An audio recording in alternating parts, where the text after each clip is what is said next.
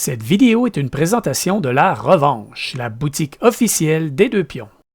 Salut tout le monde, bienvenue sur la chaîne des Deux Pions. Je m'appelle Jeff et aujourd'hui je vous parle de Radlands.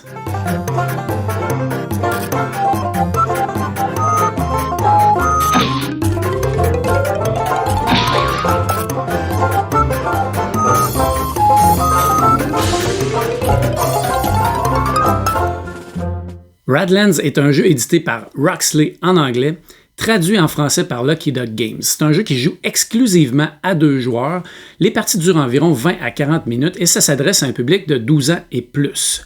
C'est un jeu qui a été créé par Daniel Piechnik et les illustrations ont été faites en partie par Manny Tremblay, qu'on connaît bien pour Dice Throne, et aussi Mr. Cuddington, qu'on connaît bien au Québec, entre autres pour Tidal Blade et plein d'autres merveilleuses illustrations dans les jeux de société. Donc, je vous explique comment jouer dès maintenant. Radlands se déroule dans un univers post-apocalyptique, un petit peu à la Borderlands pour ceux qui connaissent le jeu vidéo. Et chaque joueur va avoir 3 campements et on va tenter de détruire les campements de l'adversaire, c'est-à-dire retourner les 3 cartes à l'envers comme c'est ici. Le premier qui y parvient remporte la partie. Alors, les 2 joueurs qui s'affrontent s'assoient un en face de l'autre et on va commencer ça par un draft de 3 campements. Chaque joueur va recevoir 6 cartes, va en sélectionner 3, ce qui va devenir ces 3 campements de la partie que l'adversaire va tenter de détruire. Chaque campement possède un pouvoir et possède aussi un petit chiffre ici en bas à gauche qui va déterminer le nombre de cartes personnages avec lesquels les joueurs vont débuter la partie. Le paquet de cartes personnages est partagé par tous les joueurs et chaque joueur va venir piocher les personnages ici. Par exemple, dans mon setup de départ, j'ai 3 campements qui me donnent chacun une carte. Donc, ma main de départ va être 3 cartes, comme ça ici, 3 cartes personnages, et mon adversaire a droit à 2 cartes pour débuter la partie. Il faut comprendre que l'espace de jeu est divisé en 6 sections.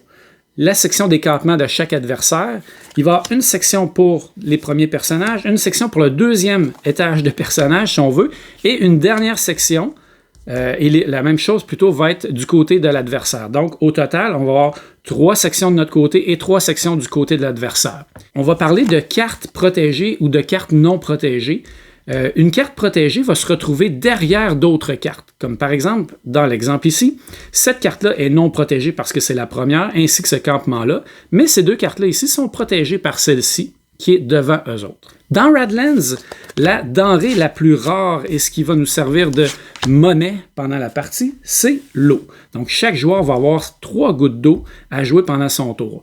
Au premier tour, le premier joueur va avoir seulement le droit à 1 goutte d'eau, mais par la suite, à chacun de nos tours, on va avoir droit à 3 gouttes d'eau. Et c'est avec ça qu'on va payer la plupart des pouvoirs qu'il y a sur nos cartes, et c'est avec ça qu'on va pouvoir aussi mettre en jeu les personnages. Chaque joueur va aussi avoir un événement Guerrios et une tour d'eau ici, que je vais expliquer un petit peu plus tard. Il faut savoir que dans le deck personnages, il n'y a pas juste des personnages, il y a aussi des événements. Les événements sont particuliers parce qu'ils ne se joueront pas parmi les 6 places qu'on a devant nos campements pour jouer les personnages. Ils vont jouer légèrement à gauche ou à droite selon votre préférence et ils vont se jouer à la position qui est indiquée par la petite bombe avec le chiffre à l'intérieur. Alors, il y a 3 positions virtuelles, 3 à la hauteur des camps, 2, 1. Et une fois que l'événement va se déclencher, va devoir avancer une fois de plus, il va se déclencher et là, on va effectuer ce qui est écrit dans le petit encadré ici. Le tour des joueurs est très très simple. Vous suivez ce qu'il y a sur votre fiche ici d'aide et il y a 3 étapes. La première étape est de faire avancer les événements. Si on a un événement ici, il va avancer d'une position et s'il est à la dernière position juste avant d'arriver dans le secteur de l'adversaire, eh bien, il se déclenche et on effectue ce qui est écrit dessus. Ensuite, vous allez obtenir 3 gouttes d'eau pour votre tour et vous allez piocher une carte. Ensuite vient la phase des actions. Et là, vous allez avoir le choix entre 5 actions. La première va être de jouer des cartes. Pour jouer une carte, vous allez devoir payer le coût de la carte qui est écrit ici sur le côté gauche, juste en haut du nom. Donc, par exemple, on voit que mon assassin ici va me coûter 1 goutte d'eau. Alors, pour ce faire, je vais payer 1 goutte d'eau que je vais tourner à l'envers et je vais placer mon assassin sur une de mes 3 colonnes ici. Et s'il y avait déjà une carte, il faudrait que je le place devant. Donc, comme c'est ici, ce sont mes options. et j'ai pris une goutte d'eau. Ensuite, on va placer la goutte d'eau sur la carte pour démontrer qu'elle vient d'arriver en jeu et qu'elle ne peut pas être utilisée pendant ce tour. L'autre option que vous avez pendant votre tour est de payer 2 gouttes d'eau pour piocher une nouvelle carte. Il faut savoir que les cartes sont une denrée rare dans ce jeu-là. On va les utiliser à toutes sortes de sauces et on va toujours avoir besoin de plus de cartes. Mais ça coûte cher parce qu'à notre tour, on n'a que 3 gouttes d'eau et 3 gouttes d'eau, c'est pas beaucoup pour faire tout ce que vous avez envie de faire. L'autre option qu'on a est de gaspiller une carte. Par exemple, je pourrais ici gaspiller cette carte-là pour faire le pouvoir qui est en haut à gauche de la carte. Chaque carte a un petit pouvoir comme ça et je pourrais l'utiliser à ma guise pendant mon tour en défaussant la carte. Donc, par exemple, si je défausse cette carte-là ici, je vais pouvoir placer un punk sur le jeu. Donc, placer un punk, ça veut dire quoi? Ça veut dire prendre la première carte de la pioche et venir la placer comme si je plaçais un personnage sur une de mes 6 zones qui est libre. Donc, je ne pourrais pas ici parce que c'est complet cette colonne-là, mais je pourrais venir la placer ici, comme ça. Les punks sont comme des personnages, mais des personnages avec pas vraiment de pouvoir et aussi qui vont être détruits dès la première fois, ils vont être touchés par une attaque. Donc, ils sont beaucoup plus fragiles et ils n'ont pas de pouvoir. C'est un peu comme des boucliers humains. L'autre option que vous avez dans votre tour, s'il vous reste des gouttes d'eau, vous pouvez dépenser une goutte d'eau pour prendre votre château d'eau dans votre main. Donc, vous l'ajoutez à votre main. À quoi ça sert le château d'eau? Eh bien, le château d'eau est une carte qui sera toujours disponible et qui va vous permettre de le gaspiller à votre tour pour obtenir une goutte d'eau supplémentaire. Donc, j'ai expliqué tout à l'heure que les gouttes d'eau étaient très, très rares. On a 3 gouttes d'eau seulement en débutant notre tour et souvent, on veut dépenser plus que 3, mais on est limité un petit peu par ça. Alors, si j'avais récupéré le tour précédent, mon château d'eau dans ma main, je peux l'utiliser pour obtenir une goutte d'eau noire comme c'est ici, qui est une goutte d'eau temporaire. Cette goutte d'eau-là va être défaussée à la fin de mon tour. Elle a juste pour ce tour-là, pour me donner un petit boost là, pendant ce tour-là. Donc, à chaque fois qu'on veut que la tour d'eau est disponible ici, parce qu'elle revient toujours dans notre réserve, on peut récupérer pour une goutte d'eau la tour d'eau et on va l'utiliser dans les tours subséquents à notre guise. Finalement, la dernière option d'action qu'on a à notre tour est d'utiliser une capacité d'une de nos cartes. Et c'est une action très importante parce que les capacités sont vraiment intéressantes. Il y a les capacités qui sont sur nos camps et les capacités qui sont sur nos cartes personnages. Si un personnage vient d'arriver en jeu ou s'il a été blessé et qu'il se relève, il va avoir un petit icône comme ça non disponible dessus, donc on ne pourra pas l'utiliser. Par contre, s'il est disponible et qu'on a l'eau nécessaire, on pourrait l'utiliser. Donc, par exemple, ici, qu'est-ce que ça dit? Mon assassin, pour 2 gouttes d'eau, va me permettre de détruire une carte personnage de l'adversaire. Alors, je vais dépenser 2 gouttes d'eau comme ça ici, et ce personnage-là va être détruit, donc remis dans la fosse. C'est un personnage qui est sans défense, donc il doit être le premier sur la ligne de front. On peut utiliser chaque pouvoir une seule fois par tour, donc on peut mettre les gouttes d'eau qu'on a dépensées dessus pour se souvenir qu'on a utilisé ce pouvoir-là. Et on peut aussi utiliser les pouvoirs de nos campements. Les campements qu'on va sélectionner au début de la partie sont très importants, la sélection est importante et c'est ça qui va personnaliser notre partie et c'est aussi ça qui est plaisant parce qu'il y en a vraiment beaucoup et chaque partie va être différente sur ce côté-là. Donc si je prends par exemple ce campement-là ici qui est l'avant-poste, il y a 2 pouvoirs qui coûtent chacun 2 gouttes d'eau. Un des pouvoirs qu'on va retrouver régulièrement ici, c'est une espèce de roue avec une flamme verte qui coûte 2 gouttes d'eau. Donc, si j'ai l'eau nécessaire à mon tour, je pourrais dépenser les 2 gouttes d'eau comme c'est ici pour prendre mon événement Guerrios qui a la petite roue avec la flamme verte ici, à titre de rappel, qui est toujours disponible un peu comme le château d'eau, qui va aller se promener ici, se déclencher et revenir ici. On va pouvoir toujours le ramener. Et ça, c'est la principale carte qui va vous aider à attaquer les campements de l'adversaire. Donc, c'est un événement qui a une position de départ de 2, comme écrit dans la petite bombe ici. Donc, on va le placer à la position 2, comme ça, une fois qu'on a payé les 2 gouttes d'eau sur notre campement que ça coûte.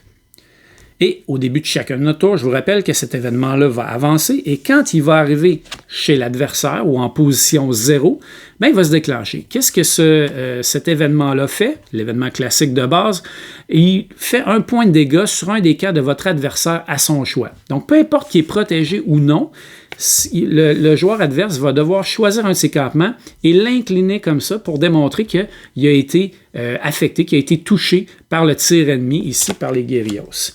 La première fois qu'on touche un camp ou même un personnage, on va l'incliner comme ça ici pour vous montrer qu'il est blessé ou endommagé. Et la deuxième fois, pour les personnages, on va les mettre dans la défausse. Et pour les campements, on va les retourner du côté détruit comme ça ici. Et c'est ça le but du jeu, c'est de détruire comme ça les 3 campements de l'adversaire. Les punks, quant à eux, vont avoir un seul point de vie, c'est-à-dire que dès qu'ils vont être touchés, ils vont s'en aller directement sur le dessus de la pioche. Donc, c'est important de ne pas les regarder quand vous les placez là parce que ça va être les prochaines cartes qui vont revenir en jeu, peut-être cette fois dans une carte dans vos mains qui va peut-être être un événement ou un personnage, ou peut-être même qui vont revenir en punk ailleurs, éventuellement.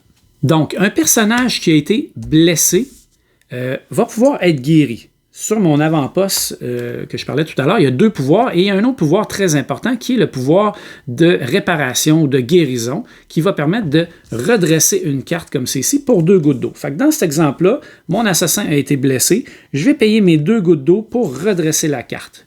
Une carte qui est redressée, une carte personnage qui est redressée, ne sera pas disponible pour ce tour-là et elle va redevenir disponible, elle va redevenir prête au tour suivant, donc je vais pouvoir utiliser son habilité seulement à partir du tour suivant. Les campements sont légèrement différents à ce propos-là. Quand ils sont inclinés, on va tout de même pouvoir continuer à utiliser leur pouvoir, leur habilité, ce qui est intéressant. On ne pourra pas les utiliser quand ils vont être évidemment détruits comme ça ici. Je fais le tour rapidement avec vous des principaux symboles qu'on va retrouver sur les cartes et qui vont faire toute l'interaction, les attaques avec les personnages et les campements. Sur les cartes, l'action gaspillage qu'on va avoir va être principalement dans 5 symboles différents. Donc, on va avoir le symbole ici de carte qui va nous permettre, si on gaspille la carte, de piocher une nouvelle carte. On va avoir le symbole de goutte d'eau ici qui va nous permettre d'avoir une goutte d'eau temporaire pour ce tour-là exclusivement. On va voir le symbole ici de Guerrios qui va nous permettre de prendre notre événement Guerrios et de venir le placer en jeu s'il n'est pas déjà en jeu. S'il est déjà en jeu, ça va nous permettre de l'avancer d'une position supplémentaire et peut-être même éventuellement de le déclencher un petit peu plus rapidement que ce qui pourrait prendre comme temps pour s'exécuter. On a ensuite l'action ici punk que j'ai expliqué tout à l'heure qui va permettre de, en gaspillant la carte, de mettre un nouveau punk en jeu devant dans une de nos 6 positions disponibles. Et finalement, on a 3 icônes de dégâts ou de blessures qu'on peut faire. On a l'icône avec le petit crâne ici qui va permettre de blesser uniquement un personnage non protégé. Donc, par exemple, si un joueur joue un crâne comme ça sur mon assassin ici, il va se retrouver incliné comme ça. Et s'il est déjà incliné, il va être détruit. Si par contre, on fait une blessure crâne à un punk, il va se retrouver immédiatement sur le dessus de la pioche. On a aussi comme type de blessure, les blessures comme ceci, les explosions qui n'ont pas de crâne. Donc, ces explosions-là vont permettre de blesser un personnage, mais aussi les campements, de détruire les campements ou d'endommager les campements. Donc, ça va affecter plus de types de cartes, mais sur le même principe de d'abord blesser, pardon, ceux-là, ils vont être détruire, blesser ou incliner les campements. Donc, ça, c'est pour ce symbole-là. Et finalement, on a le symbole le plus puissant avec un petit symbole de radiation à l'intérieur qui, lui, va détruire une carte qui est non protégée. Donc, si vous avez un campement non protégé et qu'un joueur va faire un symbole de radiation comme ceci, ça va le détruire automatiquement. Même chose pour un personnage et évidemment aussi pour un punk. Donc, ce sont les principaux symboles que vous allez rencontrer durant la partie. Aussi à noter que certaines cartes vont avoir des traits. Donc, ça va être des pouvoirs qui vont être entre crochets, comme ceci, qui vont être permanentes. Donc, ces pouvoirs-là vont s'appliquer tant que le personnage est en jeu et tant qu'il n'est pas blessé. Lorsque le personnage sera blessé, à ce moment-là, ce pouvoir-là ne sera pas effectif, mais dès qu'on va le guérir, contrairement aux autres, il n'y aura pas nécessairement un nom près dessus s'il n'y a pas de pouvoir activé, mais si c'est un trait comme ça ici, ben, il va déjà être actif dès qu'il se redresse. Alors, les tours vont se poursuivre comme ça, on va s'attaquer, on va détruire nos personnages, on va détruire nos campements comme ça ici, et le premier joueur qui parvient à détruire les 3 campements de l'adversaire remporte la partie. C'est comme ça qu'on joue à Radlands.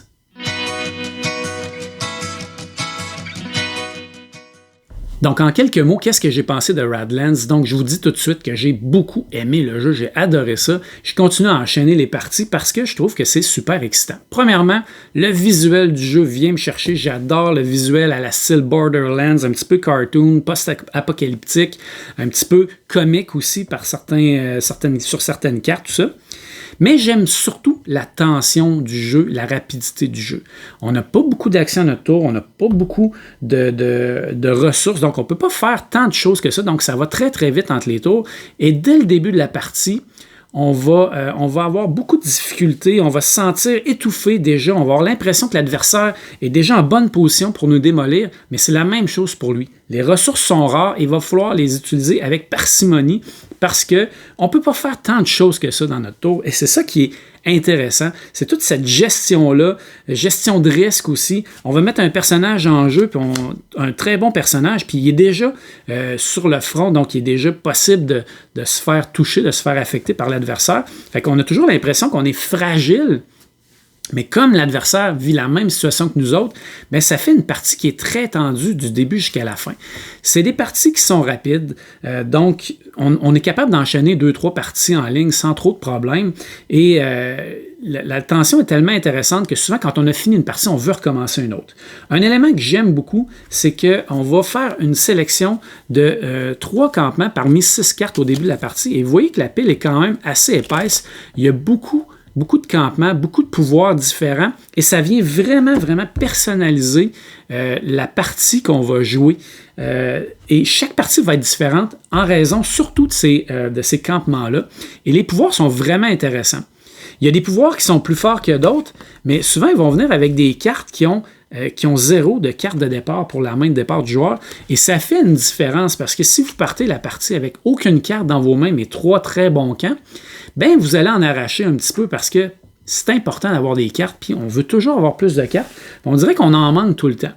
Et les cartes, ce qui est le fun aussi, c'est leur usage multiple. Donc, peuvent être utilisées pour mettre des punks, ils peuvent être utilisés pour le personnage qu'il y a dessus, ils peuvent avoir des traits, des pouvoirs qui sont vraiment puissants, vraiment intéressants, et en plus, il y a l'effet de gaspillage qui est très très bon, donc souvent on va se retrouver avec une bonne carte qu'on a le goût de jouer, mais le pouvoir de gaspillage est tellement important, on en a tellement besoin à ce moment-là, que des fois on va sacrifier cette carte-là pour la défausser, pour faire l'effet de gaspillage, mais on va comme regretter un petit peu notre carte parce qu'on n'en a pas tant que ça dans notre tour. Et payer 2 gouttes d'eau pour piocher une nouvelle carte, c'est pas donné. L'autre élément intéressant du jeu, c'est les événements. Ça aussi, c'est intéressant parce qu'on va placer les événements ici. Les événements vont avancer comme ça, puis quand ils vont arriver au bout, ils vont se déclencher. Les événements sont très puissants, mais il y a comme un compte à rebours. Il y a une carte, entre autres, là-dedans qui va infliger un dégât majeur sur tous les campements de l'adversaire. Et chaque campement qui est détruit va nous faire piger une carte. Wow, c'est fantastique comme pouvoir, mais évidemment, il débute à la position 3, donc c'est quand même assez long avant de le faire avancer, avant qu'il s'exécute. L'autre joueur a le temps de voir les choses arriver, et il y a des personnages qui peuvent faire reculer, retarder des événements ou qui vont jouer contre certains événements, qui vont avoir des avantages contre certains événements. Donc, il y a vraiment une interaction comme ça, puis la façon de voir venir les événements est super intéressante. Si je prends, par exemple, l'événement qui est ici, le soulèvement, donc après 2 tours, parce qu'il commence à position 2, pouf, on va avoir 3 nouveaux punks qui vont venir s'ajouter dans notre campement. C'est pas rien, même si les punks n'ont pas beaucoup de points de vie, c'est-à-dire qu'ils ont 0 point de vie, dès qu'ils sont touchés, ils retournent ici, bien ça fait des boucliers humains, des meat shields qu'on appelle en anglais, qui vont venir protéger nos campements. Parce que la clé est là. Il faut protéger nos campements parce qu'on ne veut pas qu'ils soient détruits, parce qu'évidemment, on perd des pouvoirs qui sont intéressants. Honnêtement, c'est vraiment le fun, la tension du jeu est wow. C'est rendu mon nouveau jeu du midi, jeu avec mon collègue de travail et on a beaucoup de plaisir. C'est rapide, c'est ça que j'aime. Une petite boîte, même moi je mets ça dans un sac Ziploc, j'apporte ça dans mon sac, ça prend pas de place. Donc fantastique, le artwork, le visuel du jeu est écœurant. Donc pour moi, là, c'est un beau petit coup de cœur. J'ai vraiment apprécié Radlands de Roxley et de Lucky Duck. Donc, félicitations, très beau jeu. Alors, comme d'habitude, si vous avez aimé la vidéo, faites un pouce en l'air, abonnez-vous à la chaîne et on se revoit bientôt pour une autre vidéo sur la chaîne des Deux Pions. Salut tout le monde!